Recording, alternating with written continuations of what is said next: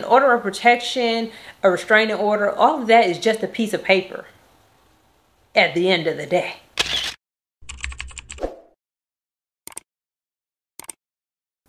Hey y'all, welcome and/or welcome back to my channel. My name is Janae, if you didn't know, and today's video is another true crime episode. So if you're ready, let's go. All right, y'all, so the nails are done by me today. We not gay, but we got pride, honey. I should have done these in June, but nonetheless, I've done something like this before, but I wanted to run it back, but with more colors. And so here we have it. Yeah, y'all. I really don't know how far I'm getting this video today right now because my kids is about to be home from school. I done been running around all day, so I really didn't have time to sit down and do this, but here I am now trying to finish it in like 30 minutes. So let's see if we can accomplish that. So with that being said, we're gonna go ahead and hop into today's case. And if you've been rocking with me for a little minute now, then you already know that we are going from the Mexican to the Canadian borders of America in alphabetical order. So from Alabama to Wyoming, and today we are in New York, in a place called Lindley to be exact. And Lindley is described as a charming rural town that offers a peaceful environment and a strong sense of community. The population there is listed as 1,625, and of those people populating Lindley was the Bradley family. And this is a family of 5 who lived in a trailer on Gibson Road. And this family consisted of the 30-year-old dad, Daniel Bradley Jr., the 28-year-old mother, Jennifer Bradley, and they 3 kids, Dylan, Dalton, and Desiree. So it's early 2009, and Jennifer and Daniel have been together for roughly 12 years at this point. But this wasn't no smooth sailing ship. This wasn't a smooth 12 years. This 12 years actually consisted of a back and forth on and off type of deal. And this also wasn't an in the beginning things was looking all good, because early on, this was a back and forth on and off type of thing. But it wasn't necessarily a leave and come back type of situation. It was more like try to leave and see what happened. Because early on in the marriage, Jennifer had ended up going to a safe house, and Daniel, he wasn't here for it at all. He literally tracked her down and brought her back to the house. And then there was another time when their oldest son, Dylan, was a baby, that Jennifer tried to leave. She was like, okay, you know what? This ain't working for me. This ain't working for us. I'm out. And Daniel, he pretty much threatened her and was like, listen, if you leave me, I will take you to court. I'm going to take Dylan from you, and you ain't going to never see that baby again. And of course, Jennifer didn't want this to happen, so she stayed. But as the years went on and the 2 of them had more kids, Jennifer was starting to feel like, I really don't care about your threats because I gotta go. And the attempts to leave turned into her actually peacing out. However, she always ended up going back because she would say that the kids needed their dad. And yeah, while that's true, kids do need their mama and their daddy equally. They don't need their mama and their daddy in a toxic relationship. They need their mom and dad separate at their best rather than together at their worst. Just saying. Anyhow, Jennifer's family said that Daniel actually appeared outwardly to be a super family man. And when he was in public and around other people, he just portrayed himself to be overly loving and caring and just super family detailed. But when it was just him, Jen, and the kids, that family oriented stuff went out the window, and he was super controlling over them. It's like he felt like he possessed ownership of them. And her family had started noticing signs of his true colors in 2005. Her mama said, her mom's name is Karen, by the way. She said that she loved having the whole family over for Christmas, and she would do the whole big thing, cook a big dinner, have her kids there, they significant others, they kids, all the grandkids, you know, just have the big Christmas thing going on. She loved giving her grandkids their gifts and letting them just play and enjoy their Christmas pretty much. But she noticed that Dan was not a fan of this at all. She said that Dan wasn't here for the whole Christmas Day fun activities with the family thing. He would walk in, say hi, and then be ready to go with a whole ass attitude. He wasn't here for the kids opening their gifts, playing with the toys, enjoying their family, none of that. And so because of this, Karen would end up altering her Christmas Day celebration and start having it on Christmas Eve with just her, Jen, and the kids. Daniel wasn't even invited. But once Karen noticed this, she brought it to her daughter's attention because she didn't like what she was seeing. And once she brought it to Jennifer's attention, Jennifer then started opening up to her mom about what was really going on in the relationship between she and Dan. And Jennifer would end up divulging to Karen that Daniel was not only physically, mentally, and verbal abusive to her, but the kids had to endure some of his abuse as well. She told her mama that if dinner wasn't ready for Dan by 5 o'clock, he would put hands on her, and sometimes it was really bad. Like one time he had threw her, I think it was on like a pull-out couch or something, and you know them things ain't got no backbone. All they got is springs and a little piece of mattress. And she said that he threw her down on that mattress so hard that she thought that he might have broke her back. Now, even though Jen was opening up like this to her mama, she really wasn't trying to share this information with the rest of her family, because even when her family and friends would notice bruises and just stuff on her that just didn't seem right and bring it to her attention, she didn't really talk to them about it. She would just make up an excuse or try to hide it pretty much. Sadly, Jen was just caught in this vicious cycle where Dan would put hands on her, she would get tired of it and leave with the kids, and then Dan would come back with the I love yous, I miss yous, and I'll never do this again.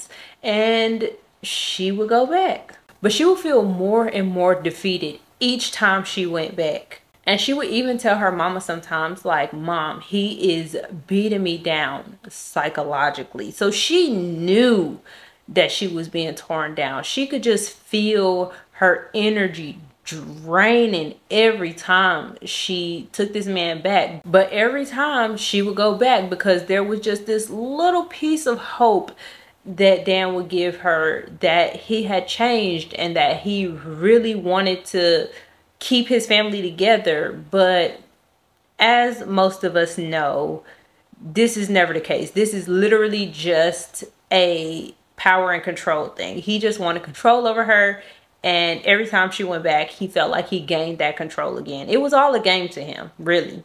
And if you didn't know, most of the time when someone is being abused, it takes them an average of 7 tries to actually leave their abuser. And by the fall of 2009, Jennifer's 7th time had rolled around, and she chucked up the deuces to Dan. And instead of just leaving, she actually filed an order of protection against him as well. So she was taking steps, because at this point she was done for real. But do you think a piece of paper kept Dan away?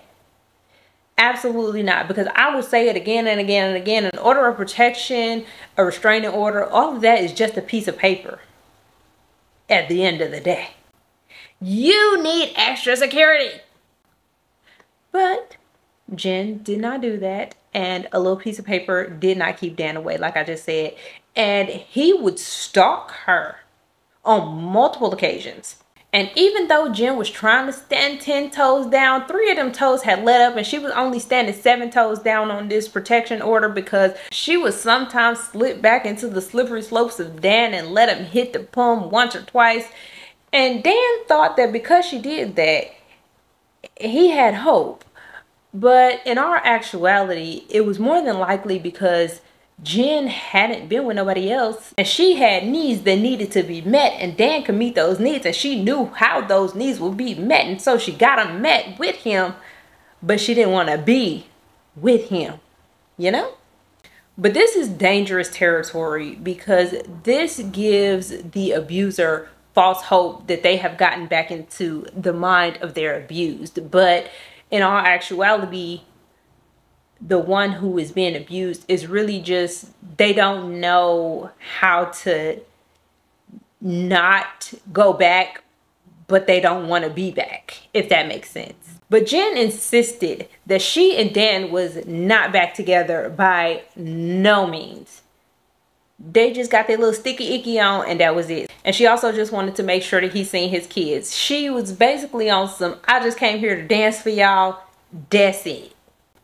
Boom. So now it's November 22nd, 2009, and Dan and his friend Jason is in a car flying down the road in Cameron, New York. And I wasn't 100% sure about this part, but I think they might have pulled over into a parking lot where they had spotted a police officer, or they was flying down the road and then saw a police officer and just stopped. But either way, they would speed down the road. At some point, they saw a police officer and they stopped this officer whose name was Alan Warrior. I think it's Warrior. So they flag him down and tell him like, look, we need help ASAP because they have an unconscious, bloody Jennifer in the back of their car.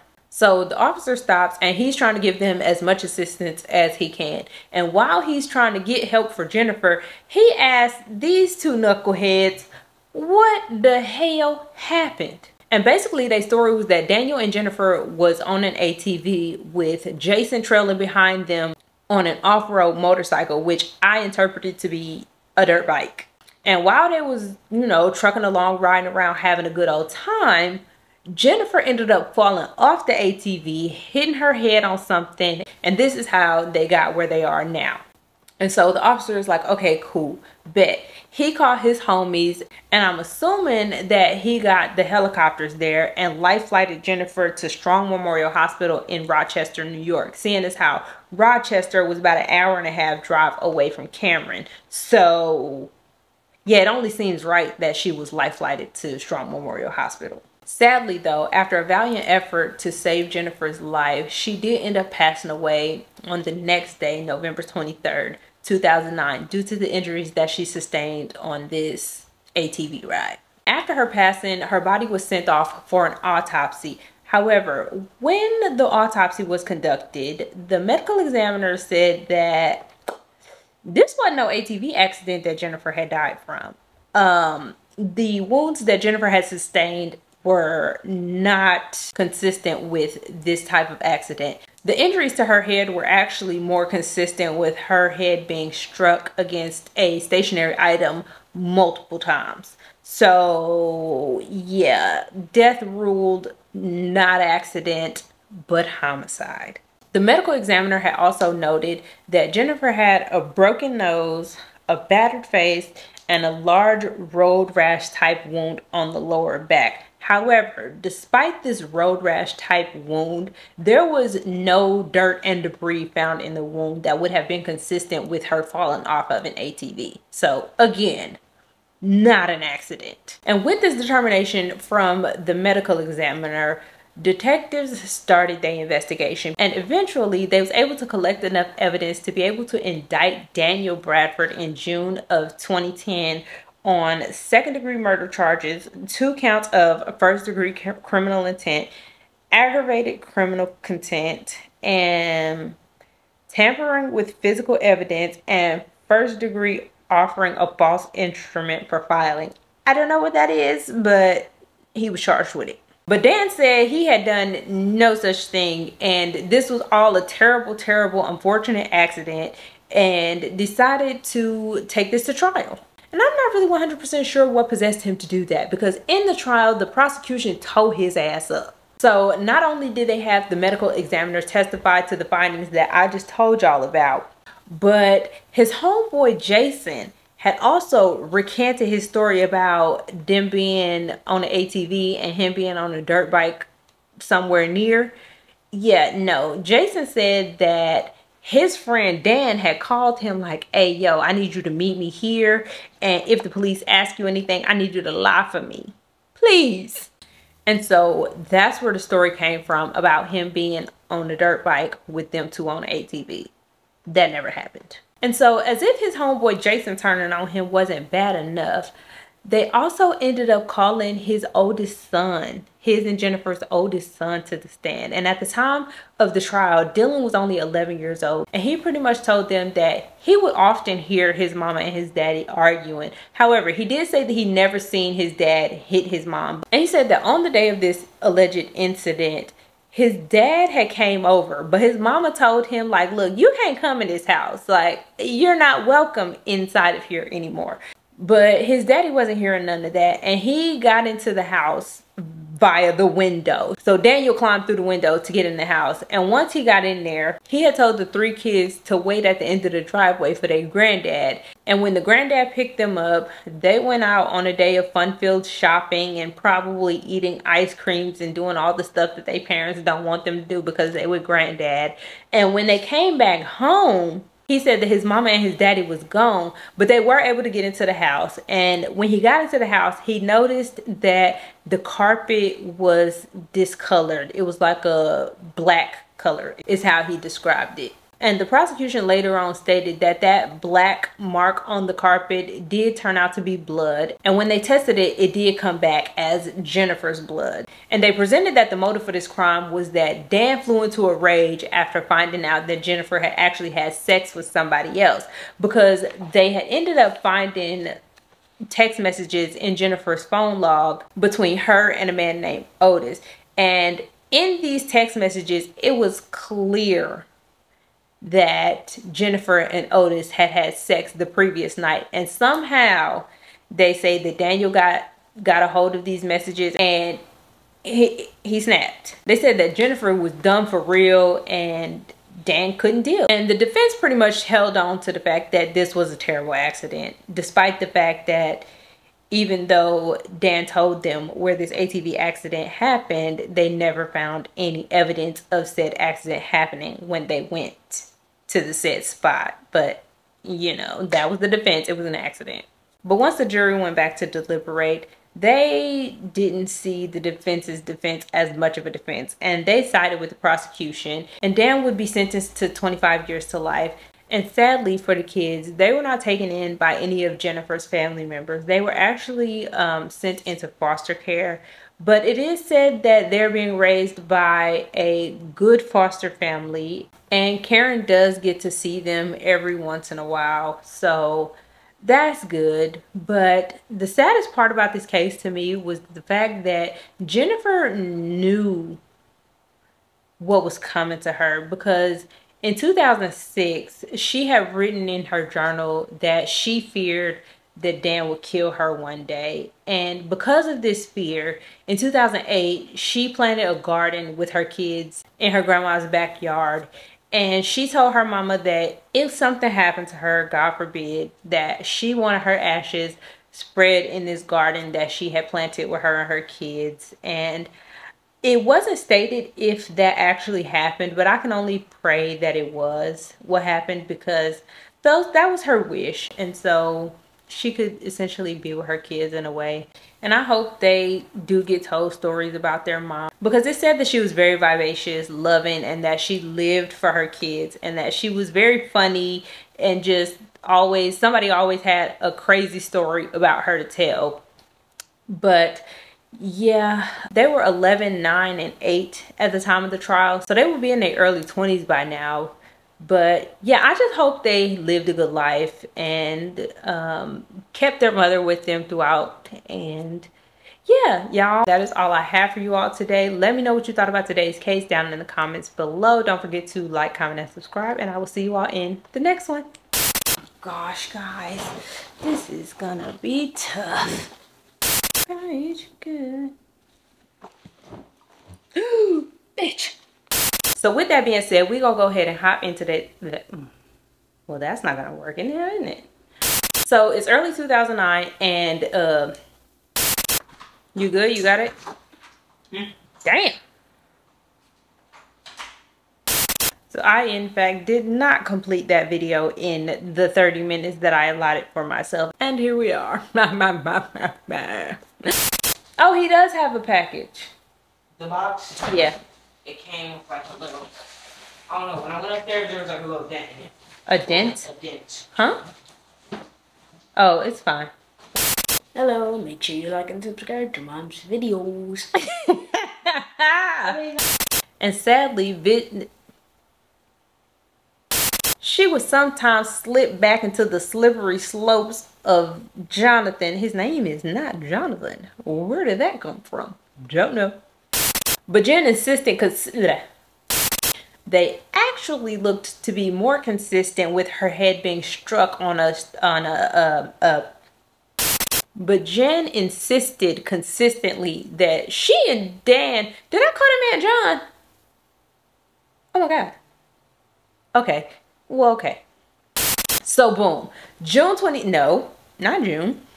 So boom, now it's June, no, damn, why I keep saying June? To indict Jen,